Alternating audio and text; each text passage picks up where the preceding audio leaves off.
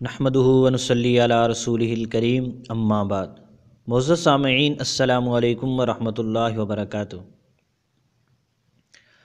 جن لوگوں کو استنجا کرنے کا بھی صحیح طریقہ نہیں آتا، انہیں ایک بات کا بہت شوق ہے۔ ہم حضرت امام ابو حنیفہ رحمۃ اللہ علیہ اور آپ کی فقہ کے بارے میں بکواسات کرتے رہیں، لوگوں کو بدظن کرتے رہیں، فقہ حنفی پر اعتراض کرتے رہیں۔ انہوں کہندے ذات دی کوڑ کلی شتیرہ نال جپے، خود کچھ آتا نہیں اور اتنے بڑے فقیہ امام کی فقہ کے اوپر اعتراضات کرتے ہیں۔ آپ سمجھ تو گئے ہوں گے کس گروہ کی بات ہو رہی ہے۔ آل وکٹوریہ کی روحانی اولاد فرقہ غیر مقلدین مراد ہیں۔ ایک غیر مقلد کی پوسٹ میرے سامنے آئی، ذرا اس کی تحریر دیکھیں، فقہ حنفی بمقابلہ حدیث۔ عنوان پہ غور کریں۔ لوگوں کو فقہ حنفی سے متنفر کرنے کے لیے کون سا حربہ استعمال کیا؟ فقہ حنفی کا ادھورا مسئلہ لکھ دیا اور ساتھ ایک حدیث مبارکہ لکھ دی۔ عنوان کتنا زہریلا ہے کہ ایک طرف حدیث ہے، دوسری طرف فقہ حنفی ہے۔ آگے کیا لکھتے ہیں؟ جانور سے جماع کرنے پر کوئی حد نہیں آتی۔ در مختار، عالمگیری، ہدایہ عشرہ وقایا۔ یہ مسئلہ لکھ کر آگے لکھتے ہیں حدیث میں ہے کہ اس شخص اور جانور کو قتل کر دو۔ ترمذی کتاب الحدود باب ما جاء فی من یقور البہیمتی، حدیث نمبر 1455۔ آگے اپنے اندر کا زہر مزید اگلتے ہوئے غیر مقلد لکھتا ہے، کیا یہی ہماری مسلمانی ہے؟ اس نے اس پوسٹ سے ثابت یہ کرنے کی کوشش کی ہے کہ فقہ حنفی کا یہ مسئلہ حدیث کے خلاف ہے۔ کون سی حدیث جو اس نے لکھی ہے؟ کہ یہ کہتے ہیں کہ جانور سے جماع کرنے پر حد نہیں، حدیث کہتی ہے کہ اس جانور اور شخص کو قتل کر دو۔ دونوں کو آپس میں متضاد ثابت کرنے کی کوشش کر رہا ہے۔ کسی بزرگ نے سچ فرمایا، حضرت امام ابو حنیفہ رحمۃ اللہ علیہ کی فقہ بہت دقیق ہے۔ کم عقل، کم علم، کم فہم رکھنے والا حضرت امام ابو حنیفہ رحمۃ اللہ علیہ کی فقہ کو سمجھ ہی نہیں سکتا۔ اور ویسے بھی غیر مقلدین کو ان کے بڑوں نے دھوکے، فراڈ، فریب سکھائے ہوئے ہیں۔ پوری بات کرنی نہیں، ادھوری بات کو لینا ہے۔ لا تقربوا الصلاۃ کو لے لو، وانتم سکارا کو چھوڑ دو اور عوام الناس میں پھیلا دو۔ لوگوں کو امام ابو حنیفہ اور فقہ حنفی سے متنفر کر دو۔ آج ہم انشاءاللہ غیر مقلدین کے اس دھوکہ کا پردہ آپ کے سامنے فاش کریں گے۔ اس شخص کو میں پہلے تو پھکی دیتا ہوں جس نے یہ پوسٹ بنائی ہے۔ اس نے حدیث پیش کی ہے ترمذی کتاب الحدود کی، حدیث نمبر 1455، کہ اس شخص اور جانور کو قتل کر دو۔ حضرت امام ترمذی رحمۃ اللہ علیہ نے اس حدیث مبارکہ کو نقل کرنے کے بعد لکھا، وقد روا سفیان الثوری عن عاصم عن ابی رزین عن ابن عباس انہ قال من اتی بہیمۃ فلا حد علیہ۔ آگے فرماتے ہیں حدثنا بذلك محمد بن بشار قال حدثنا عبد الرحمن بن مہدی قال حدثنا سفیان الثوری وهذا اصح من الحديث الاول والعمل على هذا عند اهل العلم وهو يقول احمد واسحاق۔ حضرت امام ترمذی رحمۃ اللہ علیہ کی یہ عبارت آپ کے سامنے ہے۔ جو حدیث اس غیر مقلد نے لکھی ہے، اس حدیث مبارکہ کے بعد امام ترمذی رحمۃ اللہ علیہ نے فرمایا کہ حضرت سفیان ثوری نے عاصم سے، انہوں نے ابو رزین سے، انہوں نے ابن عباس سے ان کا ارشاد نقل کیا کہ جو شخص جانور کے ساتھ بدفعلی کرے اس پر کوئی حد نہیں ہے۔ ذرا اس فتوے پر غور کریں۔ اور آگے حضرت امام ترمذی رحمۃ اللہ علیہ لکھتے ہیں کہ یہ سند بیان کرنے کے بعد کہ یہ قول یعنی حضرت ابن عباس رضی اللہ عنہ کا ارشاد پہلی حدیث سے زیادہ صحیح ہے اور اہل علم کا اسی پر عمل ہے، مثلا امام احمد اور امام اسحاق رحمۃ اللہ علیہ۔ اس میں پہلی بات غیر مقلد نے عنوان قائم کیا، فقہ حنفی بمقابلہ حدیث، اور فقہ حنفی کا مسئلہ بیان کیا۔ اب میں کہتا ہوں اس غیر مقلد سے، اگر تو نے اپنی ماں کا دودھ پیا ہے تو اس طرح لکھ قول ابن عباس بمقابلہ حدیث، تاکہ پتہ چلے تو بہت بڑا بدبخت رافضی ہے۔ رافضی یہ کام کرتے ہیں، شیعہ یہ کام کرتے ہیں، ایک طرف صحابی کا قول لکھ دیتے ہیں، دوسری طرف نبی پاک صلی اللہ علیہ وسلم کی حدیث لکھ دیتے ہیں اور لوگوں کو یہ باور کرانے کی کوشش کرتے ہیں دیکھو صحابہ اکرام تو حدیث کے مخالف فتویٰ دیتے تھے، حالانکہ اس حدیث مبارکہ کے راوی جو انہوں نے لکھی ہے حضرت ابن عباس رضی اللہ تعالیٰ عنہ ہیں، اور آپ رضی اللہ تعالیٰ عنہ کا فتویٰ ہے کہ جو شخص جانور کے ساتھ بدفعلی کرے اس پر حد نہیں ہے۔ تو پت جو تم نے فتویٰ فقہ حنفی پر لگایا، امام ابو حنیفہ پر لگایا، فقہاء احناف پر لگایا، وہی فتویٰ ذرا ابن عباس پر لگاؤ نا، تاکہ پتہ چلے کہ تم بہت بڑے بدبخت ہو۔ دوسری، تم نے ترمذی سے حدیث تو بیان کر دی، یہ کیوں بیان نہیں کیا کہ حضرت ابن عباس کا یہ قول پہلی حدیث سے زیادہ صحیح ہے، تو پھر اسی کو ترجیح ہوگی نہ کہ اس کو۔ اس حدیث کو تو بہت سارے محدثین ضعیف بھی کہتے ہیں۔ تیسری بات، انہوں نے لکھا کہ یہی قول امام احمد کا ہے، اسحاق کا ہے، کہ اس شخص کے اوپر حد نہیں ہے۔ اچھا، تو یہ کیوں نہیں لکھتے تم فقہ حنبلی بمقابلہ حدیث؟ لکھو نا، سعودی عرب میں بھیجو۔ یہ عنوان کیوں نہیں قائم کرتے؟ عوام کو یہ کیوں نہیں بتلاتے؟ اس لیے کہ وہاں سے تو ریال بند ہو جائیں گے، چندہ بند ہو جائے گا، وہاں پر جو ہم جو بدمعاشیاں کرتے ہیں وہ ساری ختم ہو جائیں گی۔ ان کو سلفی کے نام پر جو دھوکہ دیتے ہیں وہ دھوکہ دہی نہیں چلے گی۔ اس لیے یہ صرف امام ابو حنیفہ رحمۃ اللہ علیہ ان کے خلاف بد زبانی کریں گے، کسی اور کے بارے میں کچھ نہیں کہیں گے۔ ان کو حدیث سے پیار نہیں ہے، اس کو کہتے ہیں یہ حب حدیث نہیں، یہ بغض ابی حنیفہ ہے، جو ان کے منہ سے ان کی تحریروں سے ظاہر ہوتا ہے۔ یہ تو تھی پکی۔ اب ذرا سنیں اس مسئلہ کی تفصیل جو اس جاہل نے ادھورا بیان کیا ہے۔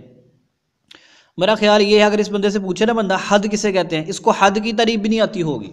اس نے فقہ حنفی کا مسئلہ تو لکھ دیا، جو وہاں پر پوری وضاحت تھی اس کو بیان نہیں کیا اس نے۔ معزز سامعین، آپ ذرا غور سے مسئلہ کو سمجھیں۔ ایک ہوتی ہے حد اور ایک ہوتی ہے تعزیر۔ حد کسے کہتے ہیں؟ حد کہتے ہیں مخصوص فعل پر مخصوص شرعی سزا، مخصوص فعل پر مخصوص شرعی سزا۔ آسانی کے لیے یہ تعریف کی جا رہی ہے، جیسا کہ غیر شادی شدہ مرد و عورت زنا کریں 100 کوڑے لگاؤ، الزانیۃ والزانی فجلدوا کل واحد منہما 100 جلدہ، قرآن پاک کا فیصلہ ہے۔ شادی شدہ مرد و عورت زنا کریں ان کو سنسار کر دو، چور کے ہاتھ کاٹ دیے جائیں۔ اسی طرح شراب کے اوپر بھی حد ہے۔ یہ مخصوص افعال ہیں اور ان کی مخصوص سزا ہے۔ ثابت ہونے کے بعد کوئی حاکم قاضی ان میں کمی بیشی نہیں کر سکتا، قطعی دلیلوں سے یہ ثابت ہے اور قطعی سزائیں ہیں، اس کو کہتے ہیں حد۔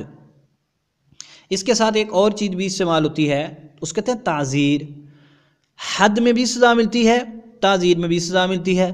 حد مخصوص افعال پر مخصوص سزا ہے، لیکن تعزیر وہ نہ تو مخصوص سزا ہے اور نہ ہی مخصوص افعال پر ہے۔ جن افعال میں حد نہیں ہے، مثلا زنا، چوری، ڈاکہ، ان کے علاوہ جن افعال پر شریعت نے کوئی حد مقرر نہیں کی، کوئی طے شدہ، ان افعال میں تعزیر لگائی جاتی ہے، سزا دی جاتی ہے۔ نہ تو اس میں افعال مخصوص ہوتے ہیں اور نہ ہی وہ سزا مخصوص ہے۔ ایک کوڑے سے شروع ہوتی ہے اور قتل تک بھی دی جا سکتی ہے۔